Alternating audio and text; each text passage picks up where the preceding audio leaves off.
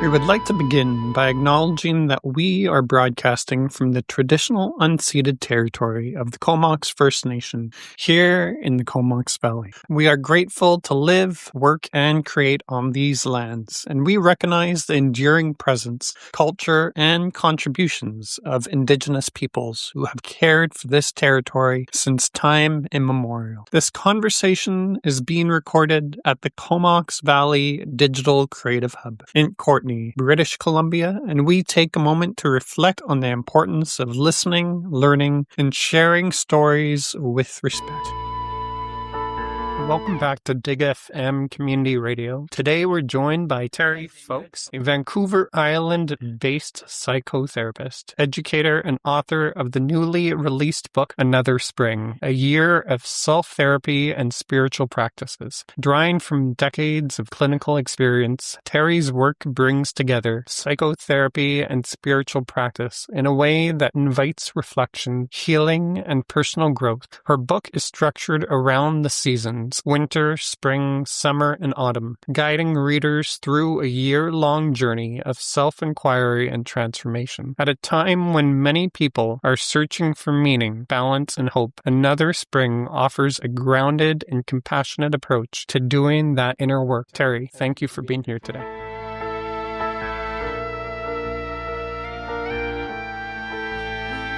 Well, I've always been a writer, and when my private therapy practice started to expand, and over the decades, I thought, if I can empower people to do their own self-therapy and give them some tools and some guidance in a book form, then I don't have to put them on my wait list, right?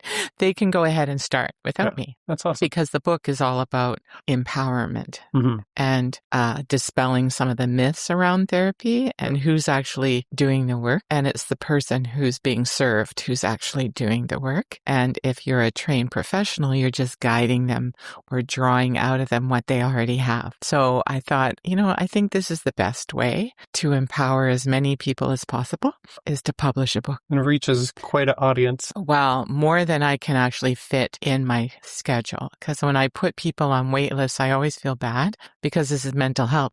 Yeah. This way they can at least begin. If they have a good, solid support system, or even if they can find another therapist to guide them through my book, then at least they're feeling empowered to go ahead and get started. Have you ever thought of having a radio show at Dig FM?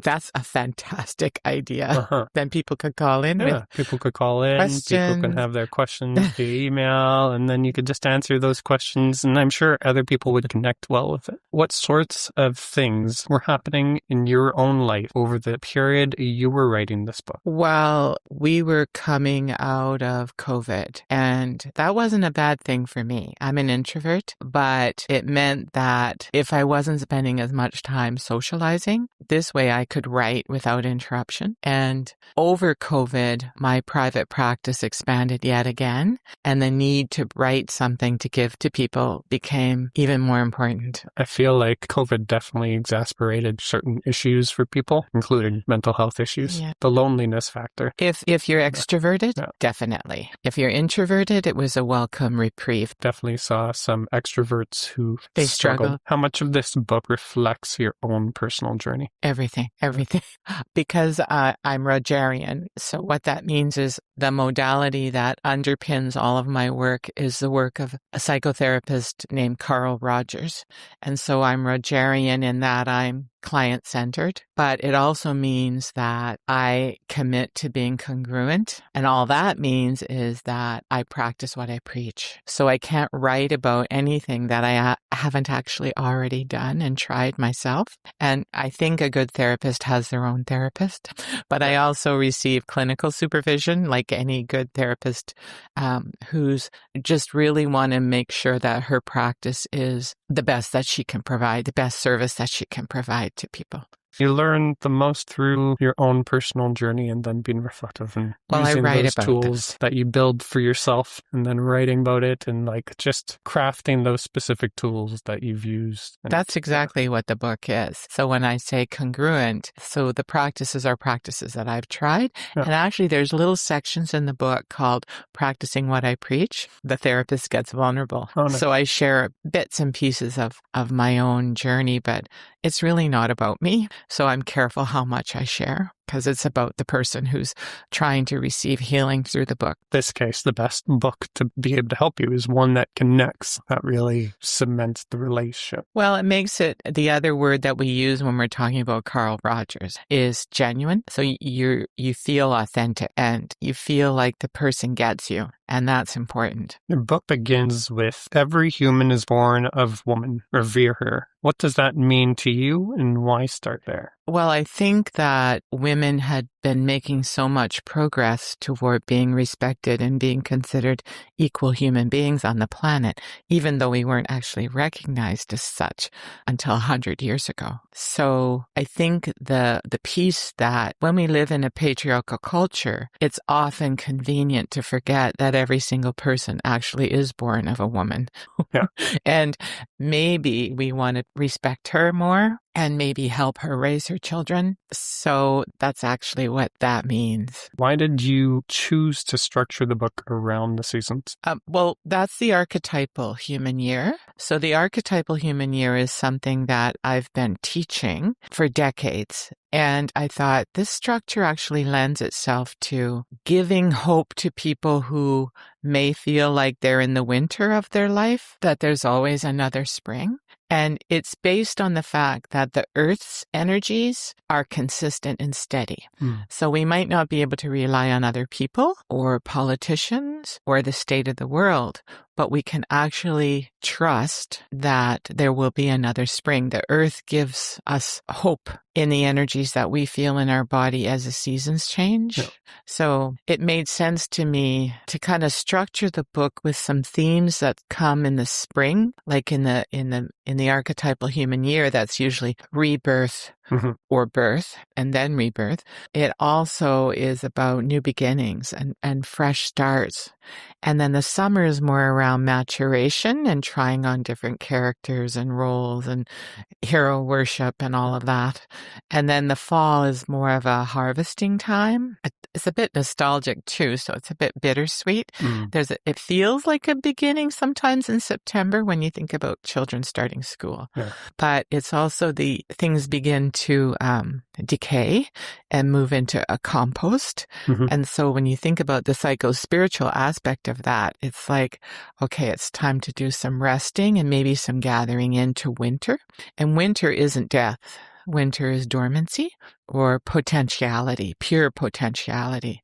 So it's frozen, but it's not dead, right? So there's some bulbs and seeds that have to have winter before they can actually come to fruition in another spring. And so the seasons continue. It's an interesting process. Winter always has a bit of a dimness to it. You feel the chill of the air. There's something crisp when the appreciation of the warmer weather comes through. You appreciate it even more because of the winter that you had just gone through. Yeah, exactly so. You need the contrast in order to appreciate its opposite. How can someone recognize what season they are in? Oh, that's a beautiful question. I think based on what I just said, really, because when they're in grief, so we were in a bit of a winter in COVID because anything that affects the lungs, remember I'm a somatic psychotherapist too, so I connect the body psychospiritually to emotions. So grief is lungs. And if you think about COVID, we were grieving something collectively on this planet because COVID affected respiration and breath. And so we were in a bit of a winter there collectively as humanity. But on an individual level too, you can sort of make the connection between what I call the neck down, the big brain, because it's so intelligent. And its only agenda is to heal and grow. And so how we make connections between what happens in the body with where you might be in your personal sort of movement through the archetypal year, right? So if you're in love and you're feeling fresh and it's new and it's exciting, it's probably summertime. Right? If you're feeling like things are being drawn to a close, or you might need some rest time, or you're feeling some nostalgia for the past, you're probably in the fall. And in the winter, you're needing to really draw in. Like winter solstice is recognized all over the world as being a very still point. So that's where you're sort of regrouping and taking yourself inward and really just taking a moment. Mhm. And then there's another spring, Yeah. which is new beginnings and trying again. And yeah. Did you go through, while writing the book, each of those seasons? Oh, for sure. Yeah. And I write about what happens for me Mhm. and what kind of rituals I have for each of the seasons. How did the writing process unfold for you? The book felt like it wrote itself because it's what I do every day. Yeah. When I have students, I love having students because they'll say, well, how did you do this? And why did you do that? And how did you say that? And how did you know this? And I love those questions because it helps me articulate what it is I already know. If no one asks you, then you don't have to speak it. Yeah. Right? And so I imagine someone asking me about my practice, and it was easy because it happened every day, all day. Nice. So I just kept writing what was flowing through me. And then I thought, I think this might be a gift to the planet. Yeah. So Yeah. Did anything surprise you as you were writing? what surprised me as I was writing was how detached I was from the outcome. And I want you to understand what I mean by that, because detachment it sounds like it's clinical and cold. But what I mean to say is it was about being present and writing the book and getting it out to the world and then being able to use it as a resource myself in my own practice.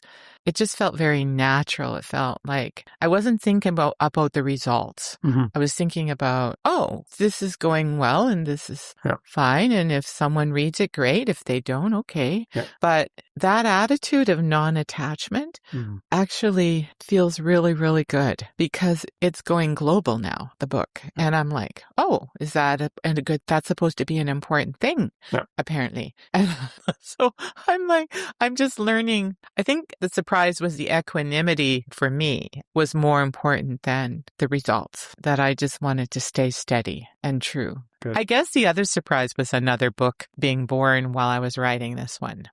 Because one of the chapters, I found myself using one of the chapters, in draft form with so many people, men and women, both. And I thought, oh, I think this chapter needs to be a book. Yeah. Because the content of that particular chapter was hitting a lot of really important parts of people's healing process. But this particular, the content of chapter 6 is actually quite common. What inspired the Dear Miss Terry format? I'm glad you asked that. I've always wanted to be someone who other people wrote letters to. Yeah. And I thought, well, they're not writing them. Yeah. So I might as well take the many themes over the decades of the people I'm serving and try to write a letter. It's not a real person. It's a fictionalized letter. And no one they'll recognize themselves, but only not because it's them, but it can feel like it's them because so many men and women feel the same way. And so the letter captures 12 major themes. Yeah. The book in its overall form is focused mainly towards women, but I personally was like, oh, it's very inspiring to see. And also the seasons connect to men just as well. I agree 100%. And I do serve men. When I thought about revering women, I thought, well, I'm going to direct this toward women, but the people I'm serving who are male, they've bought the book too. Oh, yeah. But these are very brave men who are prepared. Connected with their emotions. Well, and they're prepared to unpack their privilege, right? Because when we're doing our work, all of us, if we have been part of colonizing North America, which we all have if we're not Indigenous, then we unpack our privilege. Okay. And we look at it directly, and that's very humbling. It's not meant to induce guilt, but it's meant to face the truth, face the reality of what we did. So if a man is brave enough to go, hey, wait a minute, that isn't even fair. And I'm born male, so I have these privileges. I haven't even thought about that. But there's also things that work against men in the patriarchy. There's expectations for behavior and ways of being that are simply not fair to them either. So the patriarchy hurts everybody. It's not one gender or another. You mentioned hope at this time on the planet. What does that mean to you? I think it's on a continuum of how much attention people pay to the news. Like some people doom scroll, they watch the news every day, they listen to it, they get more and more discouraged. Then there are people who completely detach from all of that and don't pay any attention whatsoever. And then there's some of us who are around the middle who take in what we can emotionally, safety-wise, for our own mental health, and then figure out how we can help. So there's a line there between feeling powerless and feeling like if I do my own personal work, it will affect the collective of the planet. It's almost like that old adage about recycling. One person actually matters. And so if you're growing as a person, you're going to affect humanity. And that's the hope.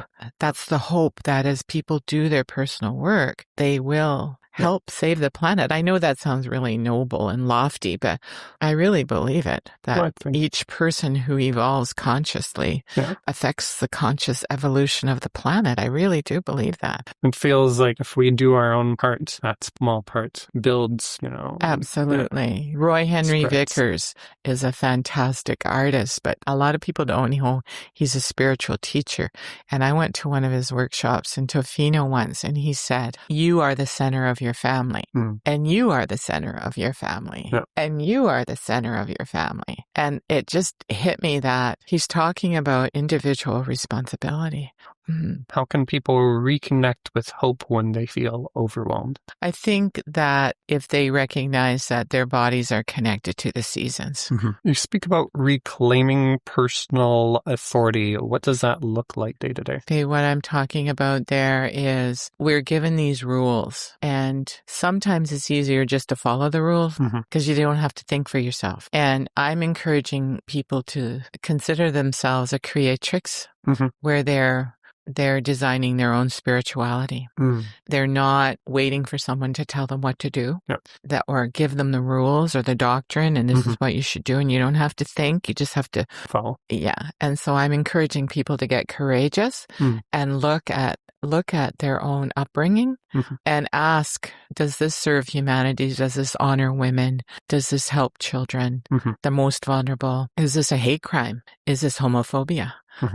And to really look at their own upbringing and question some of the things that they were told were so-called normal, and to be courageous enough to investigate that and say, wait a minute, that's not my rule. I didn't make that rule up.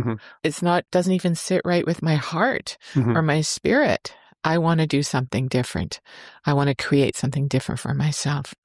That's what that means. What does self-therapy actually mean in a practical sense? It means that you're committing to some of the strategies and practices in the book and that you can reach out to me or your own therapist, or if you have a good support system, you can work together. So it's not like you can actually go ahead and do this work on your own. You're not seeking out somebody else to try and fix your internal problems. And understanding that the body and the psyche and the spirit are designed for healing. And if you resist that, that's when you get sick because you're pushing against life force. You're pushing against the energy of the universe and the planets and nature and your own big brain, as I call the body. You're pushing against something pretty powerful. Now, if you're resisting that much, of course you're going to get sick. And sometimes we don't even recognize the symptoms until it's almost too late. Well, I talk about the big brain speaking to you. and it doesn't speak French and it doesn't speak English. Yeah. It doesn't speak Spanish. It speaks in symptoms because it loves you. Your body loves you. Its only agenda is to heal and grow. Mm-hmm. So it might send you a symptom to say, hey, pay attention. Something's off on your emotional, psycho-spiritual level. Let's just look at that. And if you don't listen, the big brain will up the ante. That's how much it loves you. So the symptom's going to get bigger. It's going to be a in-your-face symptom. And you go, ooh, maybe I need to do something about that, right? If we don't take care of ourselves today, even when the symptoms aren't there, it's about, doing the daily work. I have to remind myself I made a habit tracker to be like, go for a walk. Fantastic. Sit down and take 15 minutes and just sit with some worship music because you need that to continue. Yeah. It's recharge. Yeah. It's a recharge or reset. It's needed even when you think it can get through my different responsibilities. It's like, oh, no, you can't. No, a daily practice is what gets you through the hard time. That's you building your chi or your reserve or building your bank, putting deposits in it, I guess. How do psychotherapy and spirituality come together in your approach? I think when I was a graduate student and there were no courses in spiritually integrated psychotherapy, I was flabbergasted because I couldn't imagine not using that important resource in healing. And anyone who knows me knows I don't complain. I just move in toward how can I write this? The Dharma. How can I fix this? So I wrote a master's level course as my dissertation, as my thesis. I defended spiritually integrated psychotherapy for master's students. I wrote the curriculum because I thought I can't just complain. I have to do something about it. Yeah. So because I acknowledge that I'm integrated, which really means holistic. It means I have to think about the physical, the emotional, the intellectual, and the spiritual all at once. Mm-hmm. And I mean, I separate them out, but that's just an artifact of organization. It isn't actually, we're actually integrated. Yeah. But a lot of people don't really understand how important the spiritual aspect is. A faith, whether it's religious or very personal, like some people find spirituality in gardening or mountain biking or kayaking or whatever, connecting that toward your own healing. That was a big piece that was missing. Connect with that part of yourself because we're from nature. There it is right there. Yeah. You can't disconnect that and hope that you'll do well. No, it doesn't work that way. For women who feel called to write or share their voice, what encouragement would you offer? Well, go do it. Just do it. Yeah. And try not to think about the result, like in terms of sales or getting it out there. Think more about what is it that you feel you need to say, regardless of who reads it. Like the process of speaking it is often enough.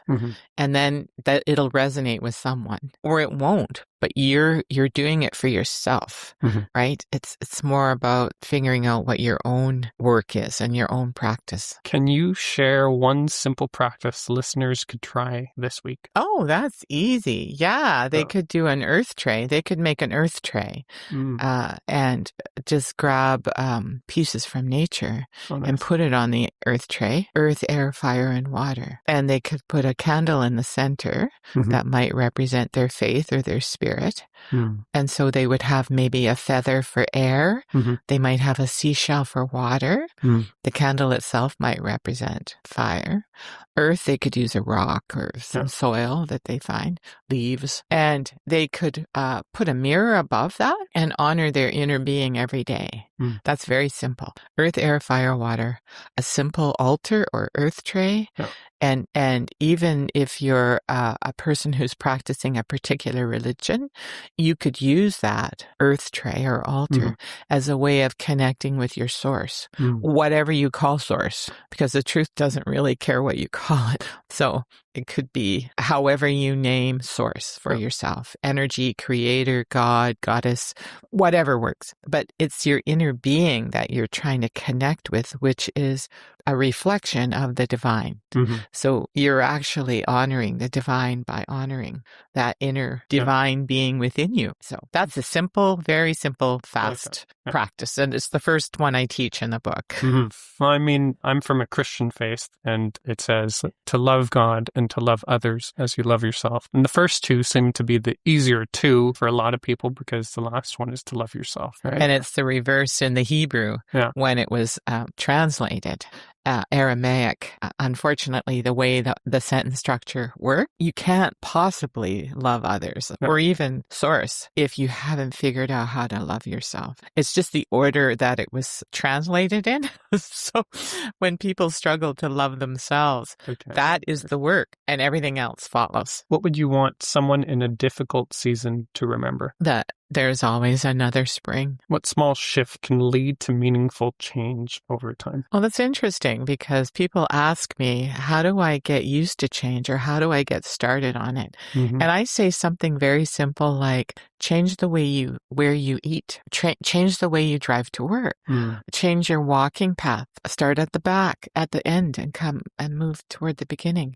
And that'll just wake your psyche up a little bit if you're in a rut. Because that same path where you walk repeatedly leaves us asleep in a sense. We're doing it because we've done it so many times before. Where can people find you? Oh, it's available on Amazon, either CA or .com. And now it's in bookstores, on the sell sheet in bookstores, so you can order it. And I'm hoping that I haven't been in touch with the owners or managers of Laughing Oyster or Blue Heron or Coho Books in Campbell River to say, hey, do you want me to come in and sign some stuff? Sign books for people? I haven't gotten to that. We only just launched a week ago today. There is some intentionality launching it the very first day of spring there. Right? Yes, definitely. Spring equinox. That is ancient.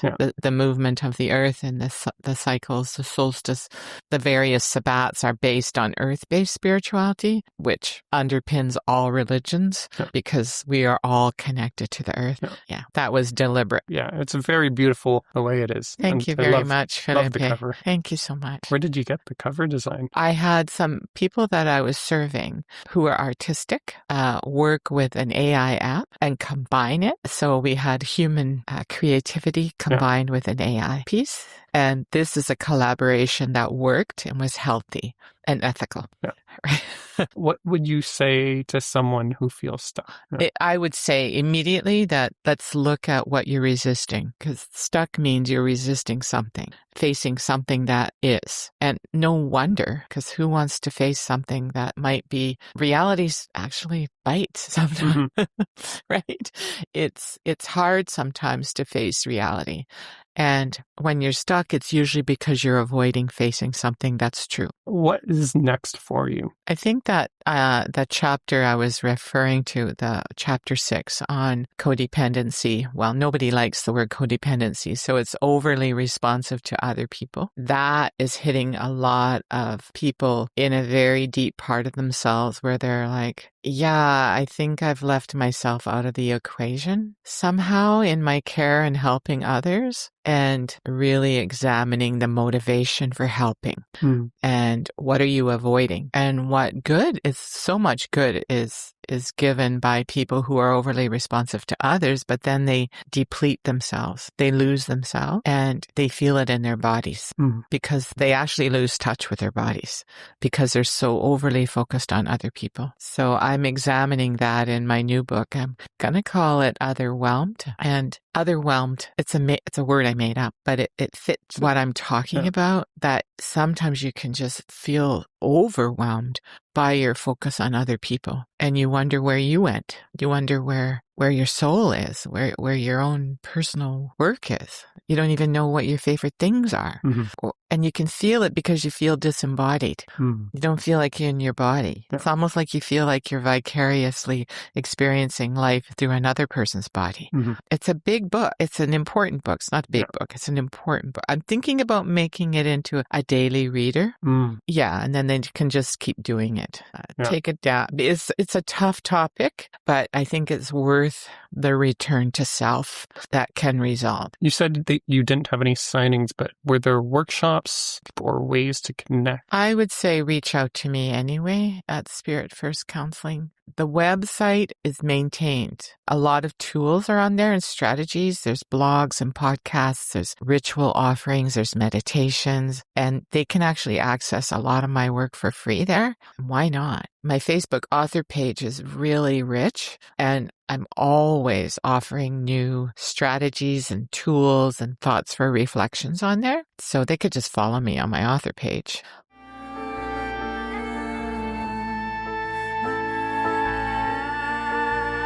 As we wrap up today's conversation, we again acknowledge that this recording took place on the unceded territory of the Comox First Nation here in the Comox Valley. We're grateful for the opportunity to share stories on this land, and we carry that responsibility with us as we continue to listen, learn, and grow. Thank you for joining us, and thank you to our guest for sharing their time and insight. Stay tuned for more conversations from the Comox Valley Digital Creative Hub.